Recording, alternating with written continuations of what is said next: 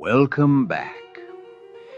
As you may remember, our Peruvian Spitfire, the woman who caused her handlers many sleepless nights, and her own handler acute embarrassment, was now briefed on her role for Operation Fortitude, the Allies' grand plan to deceive the Nazis about D-Day. Intercepted cables had confirmed that the Germans held her in high regard and trusted her implicitly. British intelligence needed to use that trust, because without deception, invading France was suicide. Military doctrine is clear. Attackers need a 3-to-1 advantage to overcome defenders. 3 soldiers attacking for every 1 defending. That's the mathematics of war. We didn't have those numbers. The logistics of the invasion meant the number of troops we could land was limited. June 1944. The Allies were preparing the largest amphibious invasion in history. 156,000 men storming the beaches of Normandy on the first day. But Germany had over 300,000 troops in France. Panzer divisions, elite infantry, the Atlantic Wall bristling with guns. If they concentrated those forces at Normandy, if they knew we were coming, our boys would be outnumbered, outgunned, a massacre waiting to happen. The only chance was deception. Make the Germans look the wrong way, guard the wrong beaches, wait for an invasion that would never come. Operation Fortitude, the greatest lie ever told. So elaborate, so convincing that Hitler himself would have to believe it. Make no mistake, all of our eggs were in one basket. And that basket was carried by one extraordinary woman. And so the great deception deepened. Elvira Chaudoir, codenamed Bronx, took up arms in the most perilous war of all, the war of perfectly crafted lies. Armed with nothing more lethal than champagne gossip, whispered indiscretions in London's shadowed salons, and the occasional coded telegram, she set out to redirect the entire might of Hitler's armies away from the true beaches of Normandy. The Allies needed the Germans to believe that Pas-de-Calais was the target. Dover would be the most logical staging area, closest to Calais, perfect for massing troops. And the Germans were terrified of one man, General George Patton. So Operation Fortitude made certain the Nazis saw exactly what they expected to see. Patton in Dover, commanding a massive army that didn't exist. But the Germans needed confirmation from someone they trusted. Someone with impeccable connections and a notorious weakness for martinis and mischief. Enter Bronx, our champagne-fueled whisperer, armed not with a pistol, but with perfectly placed indiscretions. The 400 Club, where London's elite gathered to forget the war, and Bronx supposedly gathered intelligence. Darling Bibi, you won't believe what that pompous Viscount told me at the most dreadfully tedious party. That bloody cowboy Patton thinks he's running the show. Montgomery should be the man. Steady, British, no bloody nonsense. Oh, darling, how absolutely dreadful for you. And just like that, the Germans learn Patton is in charge. My niece, ruined! That American lieutenant from Dover. All those damned Yanks flooding the place. Never would have happened before this dreadful war. How utterly scandalous. Do tell me more. A niece's indiscretion. And suddenly, Dover brims with troops. How convenient. Patton's tanks everywhere in Kent. Blasted Yanks clogging the roads. Can't move for 'em. Took me 3 hours just to get through Dover yesterday. Americans in Dover. Confirmation from the officers themselves. How helpful. In naval operations, one always minimizes time at sea. Shortest crossing, basic strategy. Feed them the logical conclusion. Let them deduce it themselves. Elvira knew her craft. All of this gossip, all these whispered indiscretions, the prelude to her pièce de résistance. The Germans had worked out a coded signal, a seemingly innocent telegram Elvira would send if she discovered where the Allies would strike. The specifics would be code for the location itself. On May 27th, 1944, just 10 days before D-Day, Bronx sent her telegram. Envoyez vite 50 livres. J'ai besoin pour mon dentiste. Send £50 quickly. I need it for my dentist. Innocuous, wasn't it? But to B.B. Blyle, her lovesick handler in Lisbon, it meant an Allied strike in southern France, the Bay of Biscay, within 2 weeks.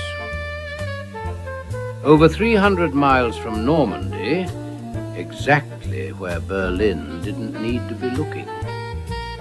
Bay of Biscay? Normandy? Pas-de-Calais?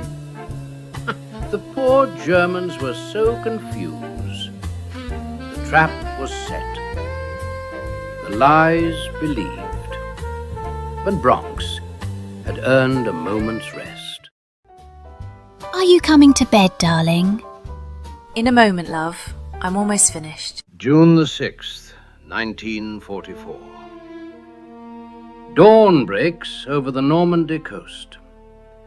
The greatest armada the world has ever seen unleashes its fury upon 5 fateful beaches.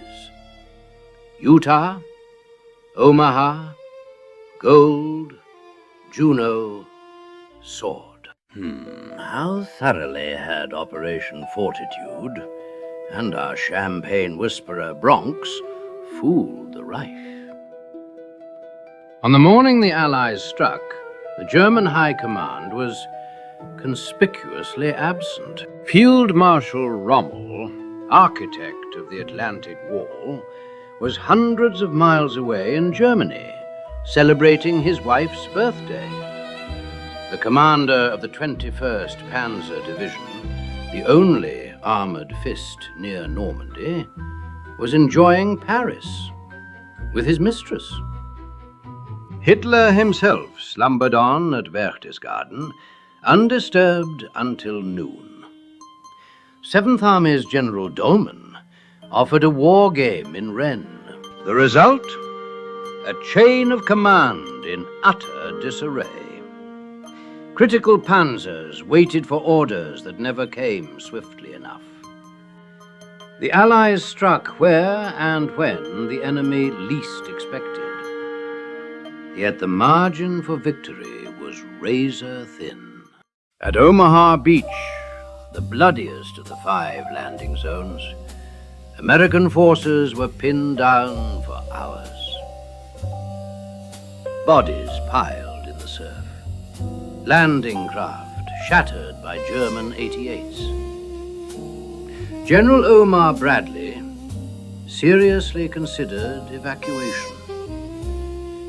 Supreme Commander Eisenhower had asked for 24 hours. 24 hours to delay German reinforcements. He got far more than that.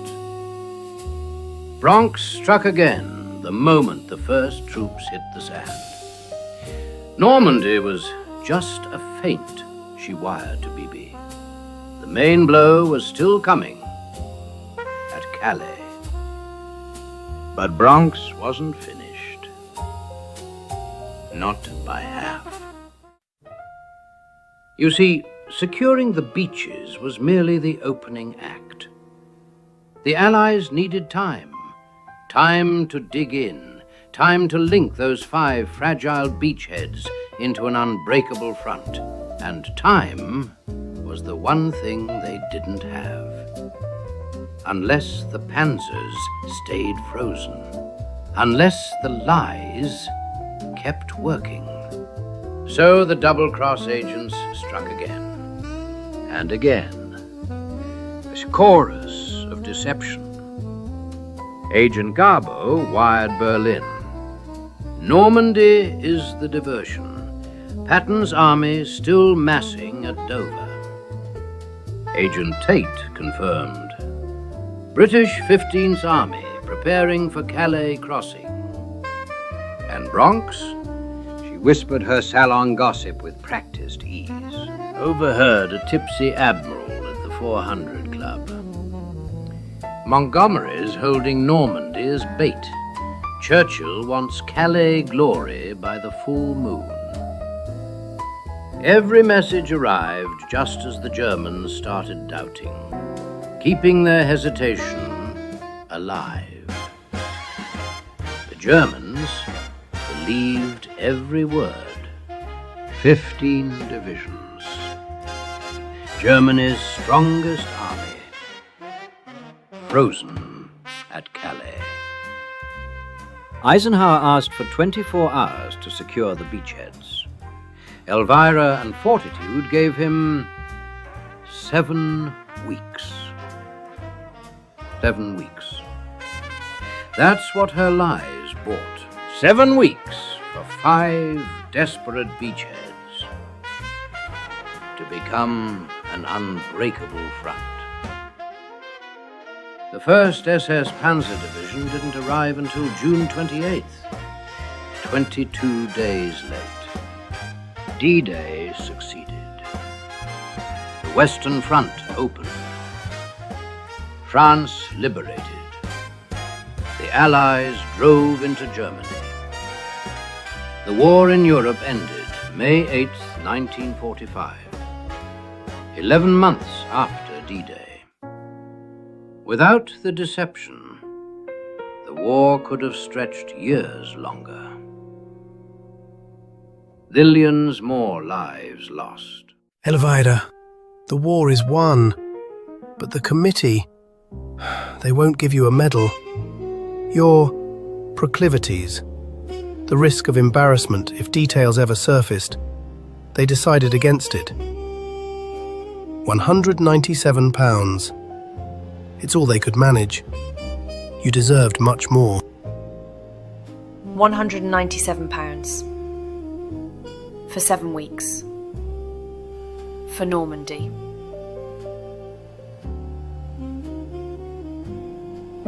Darling, do you really think for a moment that I can't get any trinkets from men whenever I want? Oh, I am sure you can. I have seen you at work. But Christopher, we both know the real reward is all the lives we saved. And darling, tormenting you was reward enough. You've been such a terribly good sport, Christopher. How did you ever put up with our little act? I almost feel guilty for the gossip it stirred. Almost feel guilty, eh? Elvira, we won! But you must keep everything secret. You can't tell anyone, not even Monica. And you can't tell her about us. No, darling, and you can't tell your wife about our night together either. It's our secret, sealed behind closed doors. The things I do for king and country. While other Fortitude agents received medals and pensions, Elvira lived in quiet obscurity for 50 years. She settled in the south of France with her new partner, Carmen, running a small gift shop in Beaulieu-sur-Mer. Laws of the time prevented them from ever marrying, but Carmen stayed with her to the end.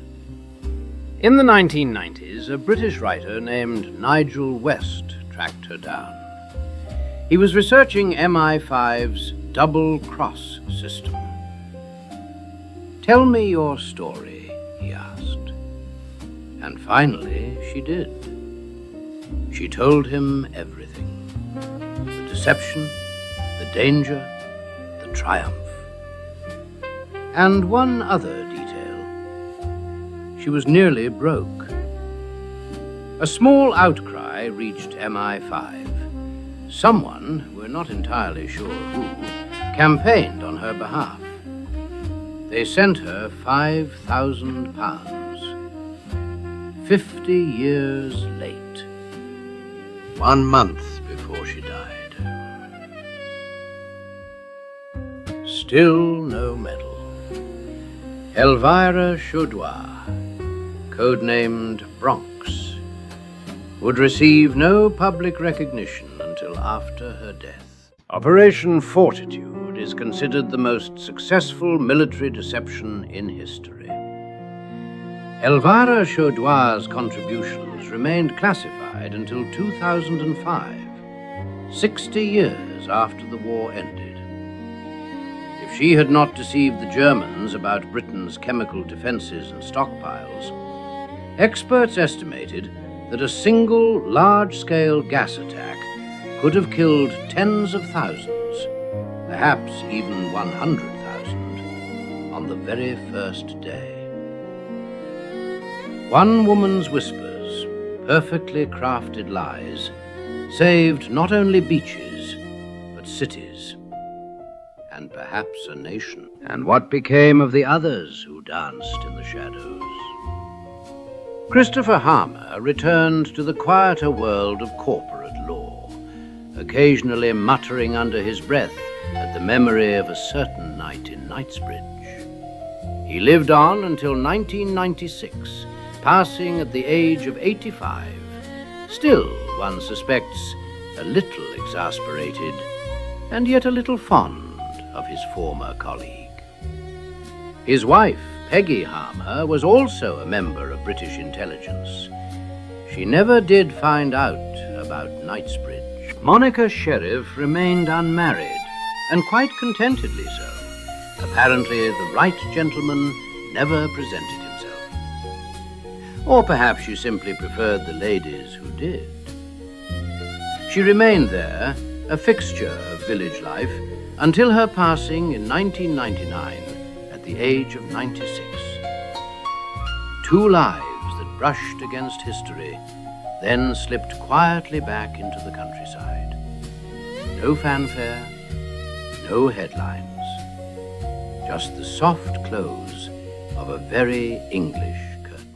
Considering your lack of public recognition for your service, do you have any regrets? Not at all.